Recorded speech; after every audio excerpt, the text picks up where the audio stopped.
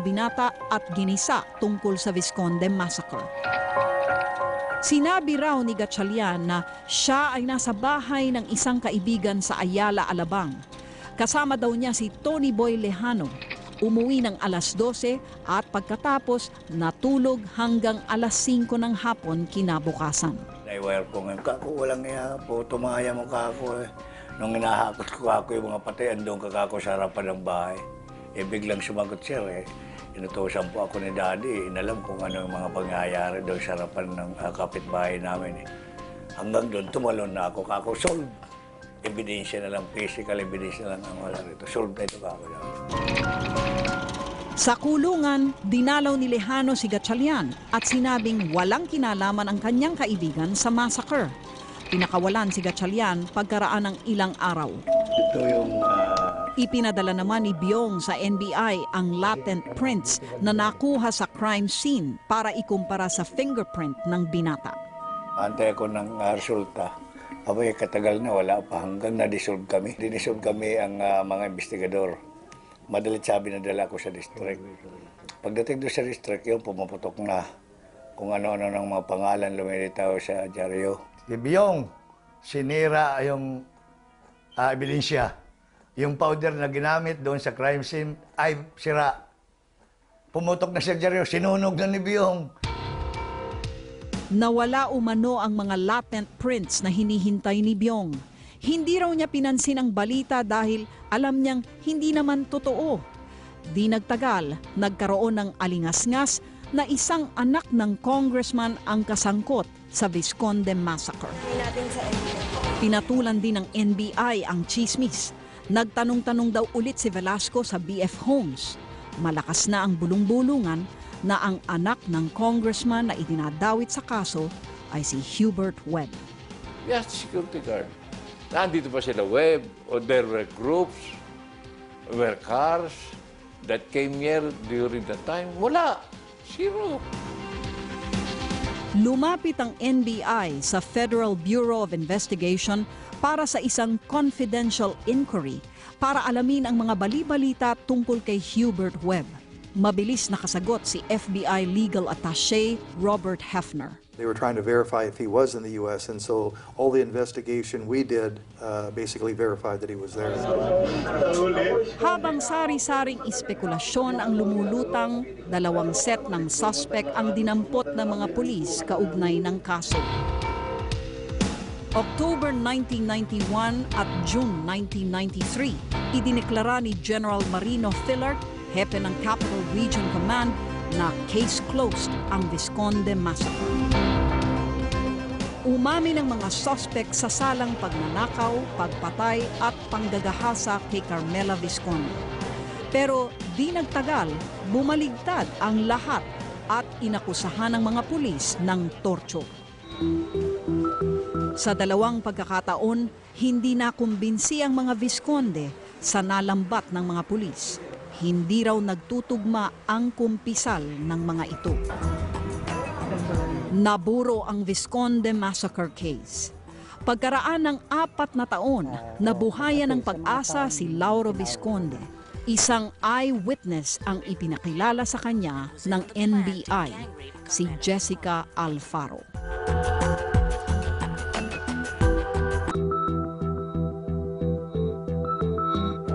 Ladies and gentlemen, we are presenting to you Ms. Jessica Alfaro. Sa isang press conference noong June 14, 1995, lumantad si Jessica Alfaro bilang isang eyewitness ng Vizconde Massacre. Kinilala niya ang mga salarin mula sa mga sikat at maimpluwensyang pamilya.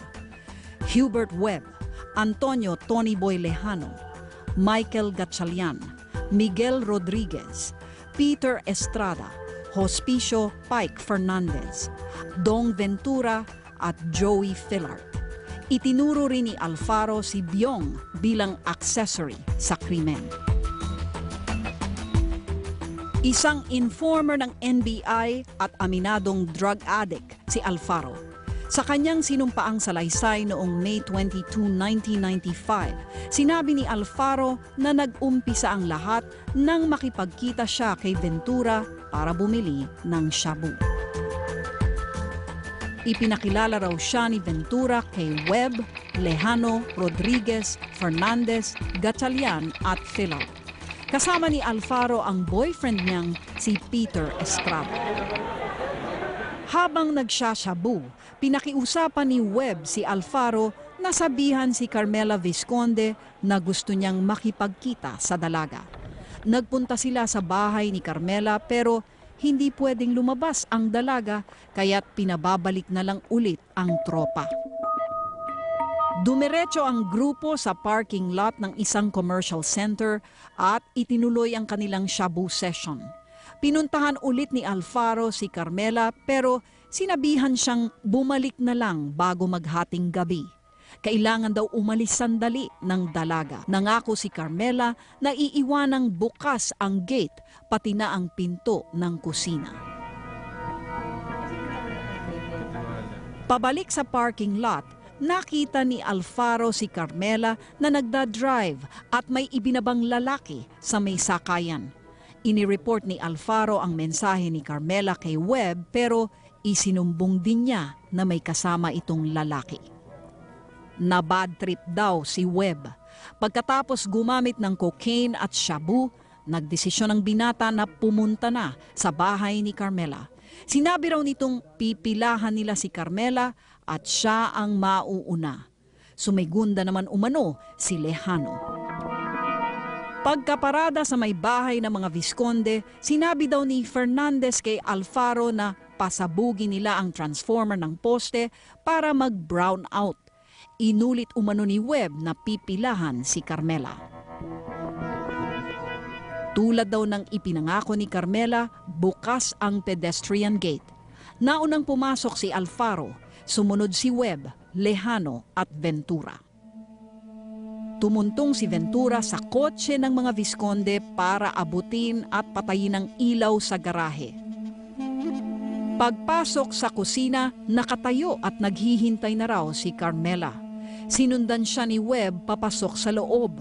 Nagdesisyon naman si Alfaro na lumabas para manigarilyo. Palabas, nakita raw niya si Ventura na nagbukas at may kinuha sa kitchen drawer. Habang nasa garden, may narinig daw na boses si Alfaro kaya't nagmadali siyang lumabas ng gate. Pagkaraan ng ilang minuto, bumalik siya sa loob ng bahay. Nakita niya si Ventura na hinahalukay ang isang bag sa ibabaw ng dining table. Nang tanungin kung ano ang hinahanap nito, ang sagot daw ni Ventura ay susi ng main door at ng kotse. Natawag daw ang pansin ni Alfaro ng ingay ng TV, kaya't sinundan niya ito sa master's bedroom. Sumilip siya sa bahagyang bukas na pinto. Nakita niya ang bangkay ni na Jennifer at Estrelita sa kama, samantalang si Carmela ay may nakapasak sa bibig, umuungol, umiiyak habang ginagahasa ni Webb. Tiningnan daw ng masama ni Webb si Alfaro kaya umalis siya. Lumabas ng bahay at pinaandar ang kanyang kotse. Hindi raw niya alam kung saan pupunta. Tiyempong nakita niya sina Webb, Lejano at Ventura palabas ng bahay. Pumulot daw ng bato si Webb at binato ang main door at nabasag ang salamin malapit sa pinto. Umalis ang grupo at pumunta sa isang compound sa BF Executive Village. Doon nagkaroon daw ng isang blaming session. Doon din daw niya nalaman kung ano ang nangyari sa loob ng bahay. Sinisi raw ni Ventura si Webb kung bakit pinatay pati ang bata. Katwiran daw ni Webb, nagising si Jennifer habang nire-rape niya si Carmela. Nilundag siya ng bata, kinagat ang kanyang balikat at sinabunutan siya. Nagalit daw si Webb, dinakma ang bata, inihampas sa pader at pinagsasaksak. Sabi ni Alfaro, tinawagan ni Webb si Byong sa kanyang cellphone at inutusang linisin ang kanilang dumi. Ang unang investigador daw ng Vizconde Massacre ay driver bodyguard ng senador.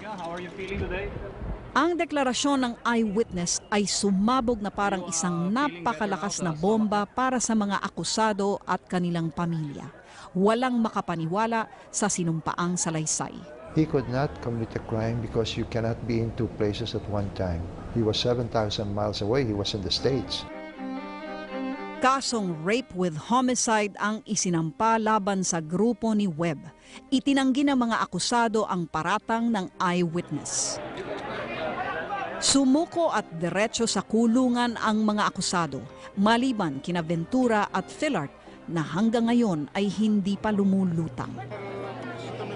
Malaking palaisipan para sa mga magulang ng akusado ang pagkakadawit ng kanilang anak sa kaso. Di sila magkakakilala. How can one say na ginawa nila yung krimen kung hindi magkakakilala? Ang kilala ni Tony Boy ay si Ging, who is Miguel Rodriguez, and Michael Gatchalian. Parang eskwelahan sila, no? Lasal. Sinong kilala ni Hubert Webb sa grupo? Si Pike Fernandez lang. At saka si Ging, nakalaro daw niya ng basketball. Hindi raw kilala ng mga akusado ang mga Visconde at tanging si Estrada lamang ang nakakikilala kay Alfaro. Sa kwentuhan sa kulungan na lang daw nila napagdugtong-dugtong ang mga nangyari. Sa kwento raw ni Estrada, kinidnap siya ng NBI para patotohanan ang salaysay ng dati niyang girlfriend. He was blocked by a car. They wouldn't open the door, they broke the glass, took him to the other car, drove his car away. It was he's being water tortured. When you're being tortured water, you're gonna agree because you can't breathe. The minute he called his dad, he said something I'm not supposed to say on TV, and he did something I'm not supposed to show on TV, and he left with his dad. Si Pike Fernandez ay nananahimik daw sa kanilang bahay noong gabi ng krimen. Nadamay lang daw siya dahil kaibigan niya si Hubert Webb. Si Lejano naman tuluyang nasabit dahil sa kanyang pagdalaw at pagtatanggol kay Gatchalian noong ikulong ni Byong. Dinampot na siya ng mga pulis, no? At inikot-ikot siya at pinlanta ng some form of drugs or something at pinaamin na siya ang isa sa mga pumatay sa mga Visconde. So yung anak ko naman hindi kilala siya. Sir, ako po si Tony Boy Lejano. Hindi po imposibleng si Michael Gatchalian ang pumatay sa mga Visconde dahil magkakasama kami nung gabing yon. Ako po ang anak ni Pinky De Leon. Nag-volunteer pa siya Nag-volunteer ng information. The next day, ang mukha ko sa tabloid, ganito kalaki. Son of Pinky De Leon, suspect to the Visconde massacre. Aminado si dating NBI Director Mariano Mison na mahina ang kasong unang isinampa ng NBI dahil nakasandal lamang ito sa testimonya ni Alfaro. Lumakas lang daw ito nang lumutang ang dating kasambahay na mga Webb na nagsabing nalabhan niya ang dugoang damit ni Hubert Webb. Natuntun rin ng NBI ang dalawang dating sikyo ng subdivision na sumusuporta sa ilang